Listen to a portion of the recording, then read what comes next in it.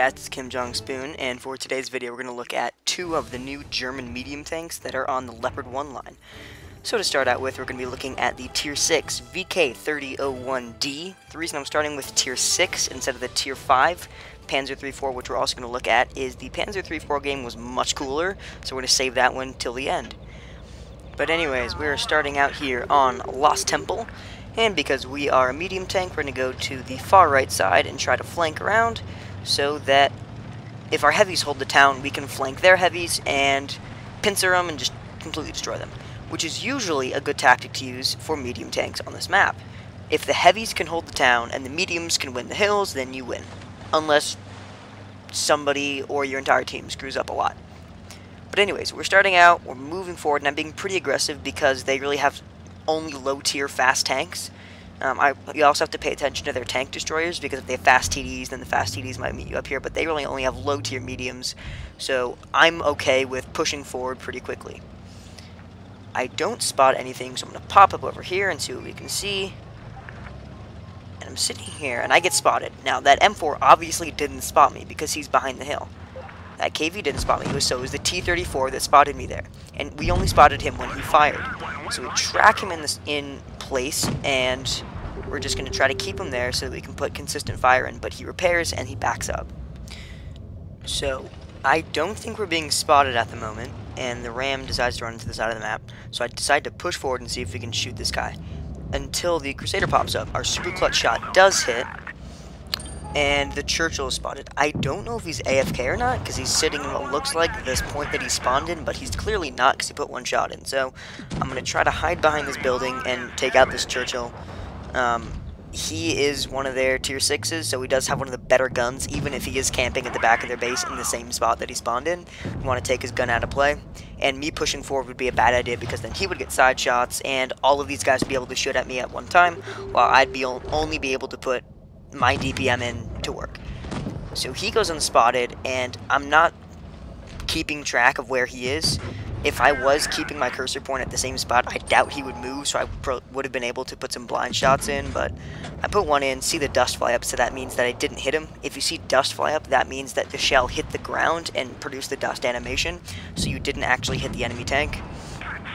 If the shell disappears, then that means you did hit something, whether that was an enemy tank or the shell just went beyond your view range.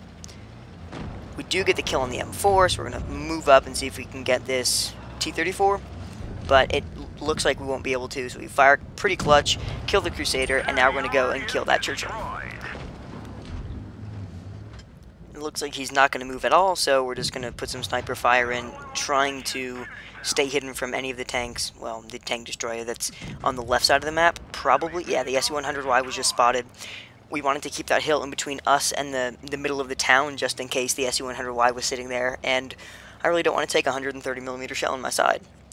We're on 3 kills. Can we get the Top Gun here? I want to do damage. I really want the Top Gun, but I don't want to be the guy who just sits there and waits for the kill, so I decide to fire, and the 30L1H gets the kill, which is okay. That means our shell did the most amount of damage that it possibly could. And damage is more important than kills in the XP and credit earning calculations. So 1600 damage, 3rd class, pretty average game, 14 shots fired, 12 hits, 12 pens, and we damaged 5 people, so that's pretty good. 706 base experience. So now let's do a much better than average, or more than average game in the Panzer III, which is the Tier 5 new German medium tank that's in the Leopard 1 line. This is maybe replacing the T-49 as my favorite Tier 5. I hate to say it, but it's just so much more versatile. The gun fires slower, is maybe not as accurate, but the mobility is just on par, and the armor is really good. So T-49, great gun, great mobility, no armor at all. This has a pretty good gun, great mobility, and great armor, in my opinion. The only really armor I care about in this thing is its side armor. The front armor is pretty helpful against Tier 4s, but the side armor is really good because this thing's a side-scraping champ. It already has some side armor angle, so you're already getting a little bit more effective armor thickness if someone's just shooting flat at your side. But when you're side-scraping, it's even Tier 7s have problems penetrating your side armor. With that being said, on Falls Creek, we're going to push all the way to the left and spot any of the enemies in the bush location on the opposite side of the river on the far left side of the map. So one thing that differs the Panzer III-4 from the VK3001D is its gun depression. Panzer III-4 has pretty miserable gun depression. That was a pretty miserable shot. I could have actually aimed for his hull instead of his track.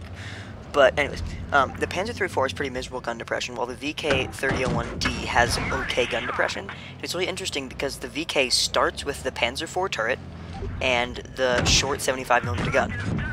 The Panzer III-4 ends with the Panzer IV turret and the short 75mm gun, and they have drastically different gun depression, so I don't know what's going on there. But apparently the Panzer III-4 is just built differently, so therefore it has less gun depression. We snapshot the T-28, and we put one good hit into the Covenanter, and I'm worried about pushing forward, because I've done this too many times. So I push forward, 2 more enemy tanks get spotted on the right side of the riverbed, and we get completely crushed. But I have some friends coming with me. I have a 38 NA coming with me, and the Covenanter is the only thing that is unspotted at this point that is a threat to me. So I'm going to go hunt him down. If the Covenanter, if I can't find him, I always have shots of that T1 Heavy to my right. But we do find the Covenanter, and we are able to put some fire into his rear. Put one shot in, and he disappears behind some cover. So we're going to shoot this T1 Heavy. Put one in, and I'm looking at his turret traverse, not sure when so he sees me, stops, but he doesn't aim in time, so his shot flies wide. I took the risk. I probably could have baited him and then fired, but I took the risk and just stayed out of cover. Don't know what happened there. Probably hit the tracks and went underneath the hull, but we bounce or do no damage off the side of a Covenanter, which is not fun at all. Covenanter stops in the open, and we get the kill. So we are at 3 kills, and there's 3 enemies left. We could have had a Razanai, but one of our friendlies secured a kill, which is always good. Every game's not going to be a Razanai, that's okay. But we're going to start to take out this Churchill 3. Looking at the team list, this Churchill 3 already has 2 kills, so we know he knows what he's doing, or he's incredibly lucky. So we're going to kill him because he's the only one that is an immediate threat to us, and he's on 2 kills, so he does make a priority target.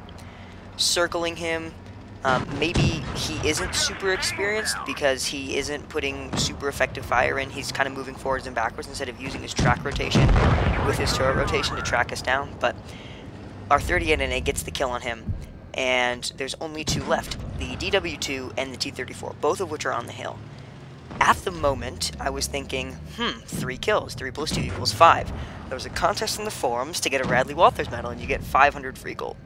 So I want to get a Radley Walters medal, and yeah, that's what's going through my mind at the moment.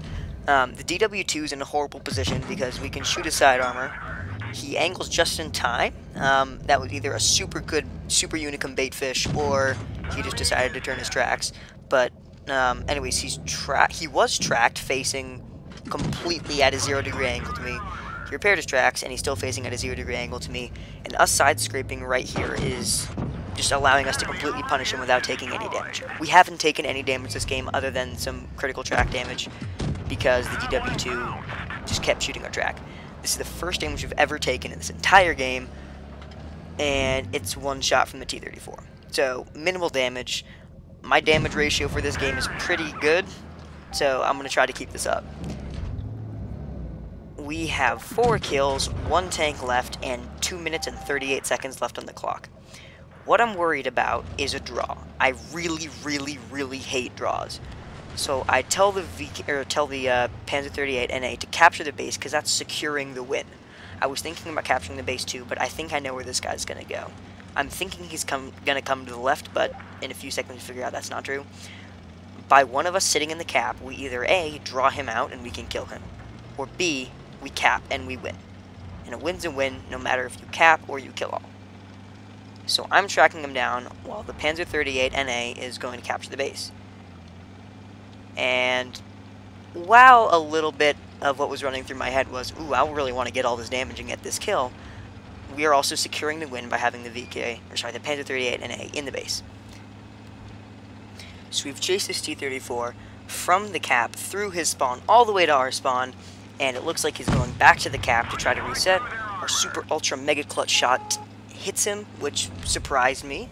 Our second shot hits him, And right now, I really need this kill for the forum contest. 500 free gold is mine if the next shot makes a hit and doesn't have a lousy penetration roll or damage roll.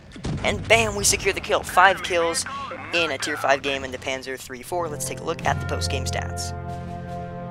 We did get our ace tanker, Top Gun, Radley Walters, 2,800 damage, 1,144 base XP, so that is what you guys are probably going to need to get a Master Badge Ace tanker. I did have one other Master Badge Ace tanker that was 2,500 damage, but it was mostly to tier 7s, so it does have a higher XP coefficient if you're damaging tier 7s as opposed to tier 5s. So, that was one game in the tier 6 German medium tank, the VK3001D, and another game, a Master Badge Ace tanker game in the Panzer III-4, which is the new tier 5 German medium tank. Strengths and weaknesses of these things, for the Panzer III-4, gun depression is pretty bad. Reload isn't as good as one would like it to be, but strengths, mobility, this thing zooms around the battlefield. Armor is really good. Side scraping is a great tactic for this tank, and I'm going to hit on mobility again, just because it's super fast. You'll beat T-49s to the hill on Castilla and on mines. So, if you like fast tanks that zoom around the battlefield, this would be one to pick up.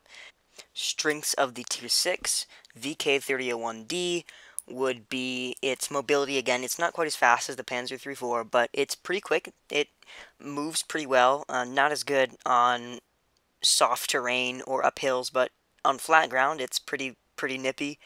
The gun is really good. It's the L70 gun that historically was actually mounted on the Panther, which is a tier 7.